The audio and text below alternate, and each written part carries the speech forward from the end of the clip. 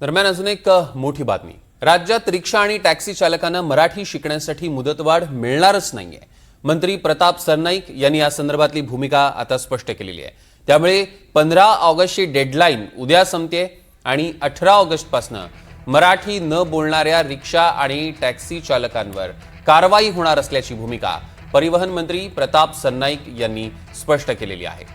1 मे पूर्वी काही नेत्यांनी येऊन 3 महिन्यांच्या मुदतवाढीची मागणी केली होती, मात्र 105 दिवसांची मुदतवाढ दिली आणि त्यामुळे पुन्हा आता मुदतवाढ मिळणार नाही, कारवाई होणारच।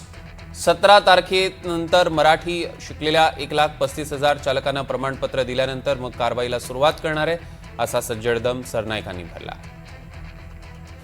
1 मे पूर्वी काही रिक्षा टॅक्सी संघटनांची लोक नेते मंडळी माझ्याकडे आलेली, काही अमराठी जे नेते मंडळी आहेत ते माझ्याकडे आलेले आणि त्यांनी 3 महिन्याची मुदत मागितली होती। मी त्यांना सांगितलं 3 महिने तुम्ही मागता, मी तुम्हाला 3.5 महिने देतो, 105 दिवसाची मुदत दिली आणि परत आज जर ते काही कुणाला भेटून मुदत मागत असेल तर ते मुदत बिलकुल मिळणार नाही।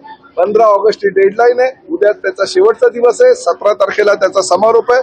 18 तारखेपासून कारवाईला सामोरे जा। जे शिकले असतील, जे उर्मट असतील, जे मगरूर असतील की नाही आम्ही महाराष्ट्रात राहतो, आम्ही महाराष्ट्रामध्ये व्यवसाय करू, आम्ही महाराष्ट्रामध्ये पैसे कमवू, महाराष्ट्रामध्ये हवे तर करू पण मराठीचा अपमान पण आम्ही करू, अशी जर भूमिका कोणी घेतली असेल तर त्यांना 18 तारखेपासून कारवाईला सामोरं जावं लागेल आणि त्या माध्यमातून प्रताप सरनाईकची भूमिका ही अंतिम आहे।